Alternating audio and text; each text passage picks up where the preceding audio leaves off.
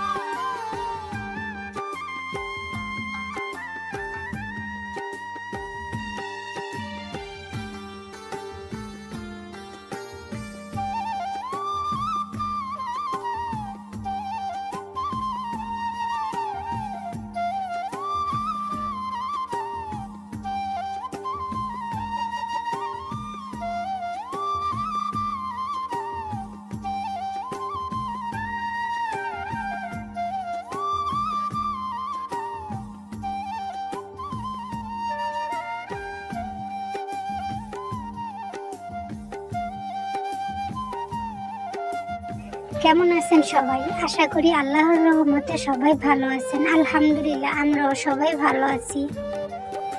আজ ঘুম থেকে উঠে একটি খবর শুনলাম, আমার ছোট যা, আমার খালা শাশুড়ির ঘরের দেওরের বউ ইন্তেকাল করেছেন। এই খবর শুনে আর ঘরে বসে থাকতে পারলাম না। আমার ছেলেদেরকে তার নানু বাড়ি পাঠিয়ে আমার শাশুড়ির সঙ্গে চললাম ফুলদি গজারিয়া, মানে আমার জালের বাসায়। সাথে আমার দেওরও ছিল। আমরা তিনজন একসাথে বের হলাম। উনাদের বাসা হচ্ছে মুন্সিগঞ্জ গজারিয়া। আমার ছোট জায়ের দুটো ছেলে আছে, দুইজনই মাদ্রাসায় পড়াশোনা করে। সে ক্যান্সারে মারা গেছে। 2 বছর পর্যন্ত অনেক অসুস্থ ছিল। যাই বলে আর যাওয়া হলো না। খুব মর্মান্তিক ঘটনা, খুব বেদনাদায়ক। উনি ছিল আমারই সেম বয়সের। আমার বিয়ের 2 মাস না 1 মাস যেন আগে ওনার বিয়ে হয়েছে। তো আমাদের বাসায় আসতো আর আমিও তাদের বাসায় যেতাম। অনেক ক্লোজ ছিল এক সময়। আল্লাহ যেন তাকে বেহেশত নসিব করে, সবাই দোয়া করবেন তার জন্য। 2 বছর ক্যান্সারে ভুগছিল সে। আর শুনেছি অনেকগুলো অপারেশন হয়েছে তার। একেই বলে বিধির বিধান। আসার সিরিয়াল আছে কিন্তু যাওয়ার সিরিয়াল নাই। আমারই তো সেম বয়স, ছোট ছোট দুটো বাচ্চা। কি মর্মান্তিক, খুব কষ্ট লাগছে।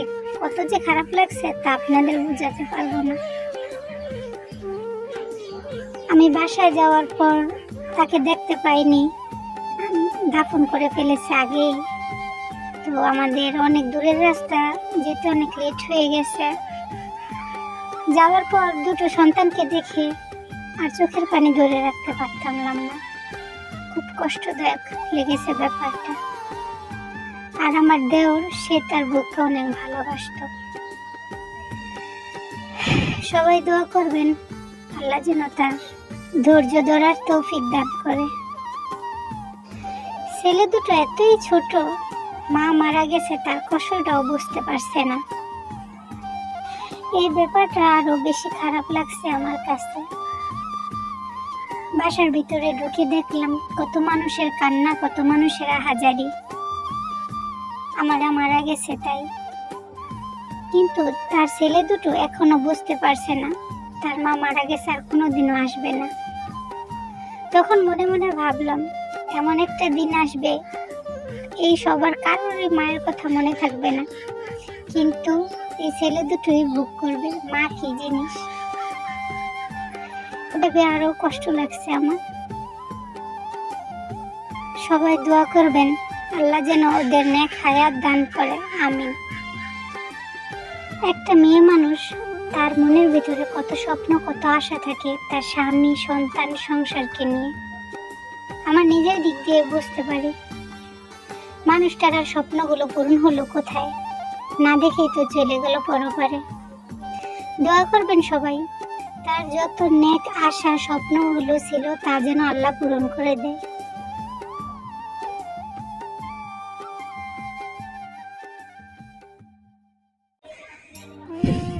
এই তো তাদের বাসায় গেলাম, আর বাসায় যাওয়ার পরে আমি আর বেশিক্ষণ থাকতে পারলাম না।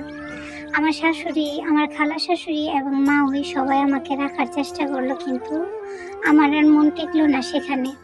তাই বাসায় রওনা দিলাম। আমার দেওর ওখানে রয়ে গেল, আমরা শাশুড়ি এবং আমি বাসার জন্য আবার রওনা দিলাম। আসার পথে অনেক আত্মীয় স্বজন ছিল, দূরের রাস্তায় গেলাম। তাই আমার শাশুড়ি বললো, চলো একটু ঘুরে আসি, দেখে আসি, দেখা করে আসি। কিন্তু আমার মনটা এতই খারাপ ছিল, আমি কতক্ষণে বাসায় আসবো। যতই হোক নিজের বয়সের একটা মানুষ, দুটো ছেলে, ছোট ছোট ছেলে, হাজব্যান্ড, ভরপুর সংসার, সবই রইল, যার দ্বারা সবকিছু তৈরি গঠন, সেই আর দুনিয়াতে রইল না। এগুলো ভাবতে গিয়ে মন আর কিছুই সায় দিচ্ছে না, কতক্ষণে বাসায় আসবো। কেন জানি মনটা এত যন্ত্রণার, এত বিতরক লাগছে, বলে বোঝানো যাবে না। বাসায় আসলাম। বাসায় আসার পর রাতে আর খেতেও পারলাম না, এত খারাপ লাগতেছে। পরে মার কাছে ফোন দিলাম, বললাম আমার বুকের ভেতরটা কেমন যেন লাগছে। তারপর মা বলতেছে, যাওয়ার কি দরকার ছিল, তোমার যদি শরীর অসুস্থ হয়ে যায়।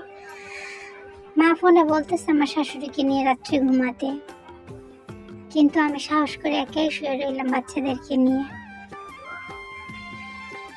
ওই বাসা থেকে আসার পর 2 দিন পর্যন্ত আমার হাতে কোনো কাজই উঠে নাই, এতটা কষ্ট পাইছি আমি। যাই হোক, কি বলবো আর, সবাই তার আত্মার মাগফিরাতের জন্য সবার কাছে আমি দোয়া চাইছি, সবাই দোয়া করবেন। ভালো থাকবেন সবাই, আল্লাহ হাফেজ।